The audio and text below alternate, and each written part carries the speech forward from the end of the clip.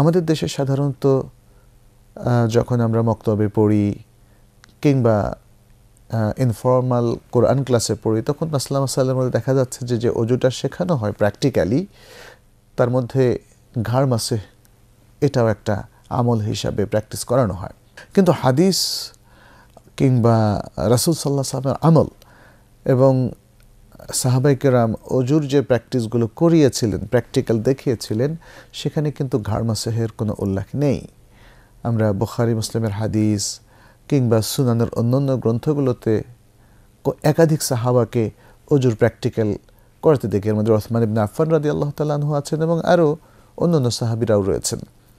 তারা কেউই যখন তারা রাসূলুল্লাহ সাল্লাল্লাহু আলাইহি ওয়াসাল্লামের অজু করে দেখিয়েছেন এবং শেষে বলেছেন যে এভাবে আমি রাসূলুল্লাহ সাল্লাল্লাহু আলাইহি ওয়াসাল্লামকে অজু করতে দেখেছি, সেখানে ঘাড় মাসেহের কথা কোথাও উল্লেখ নেই।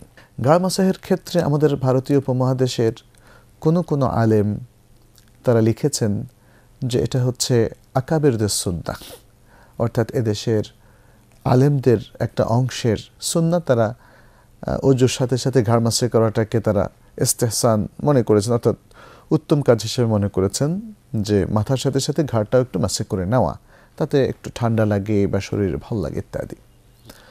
কিন্তু এখানে একটা বিষয় আমাদের মনে রাখতে হবে যে শরিয়ার যখন এক্সক্লুসিভ কোনো ইবাদতের কথা আসে, সেখানে ধোয়া উত্তম কি অনুত্তম বা শরীরের জন্য উপাদেয় কি উপাদেয় নয়, সেদিকে দৃষ্টি দিলে চলবে না।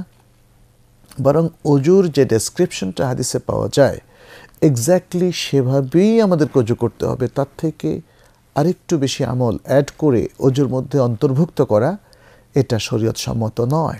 কারণ একজন ঘাড় মাসে করবে, আরেকজন গলাও মাসে করতে পারে।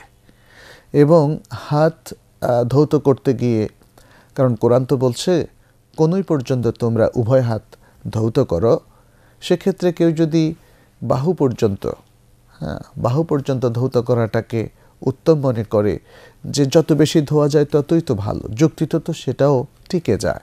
কিন্তু এখানে মনে রাখতে হবে, যুক্তি দিয়ে শরীয়তের কোনো স্পষ্ট দলিল ছাড়া অথবা রুচি দিয়ে অথবা কারো কাছে ভালো লাগে বা মন্দ লাগে এর ভিত্তিতে মুস্তাহাব কিংবা মাকরুহ সাব্যস্ত করে কোনো আমলকে ইবাদতের অন্তর্ভুক্ত অথবা ইবাদত থেকে বাইরে নিয়ে আসা যাবে না, এটি মনে রাখতে হবে।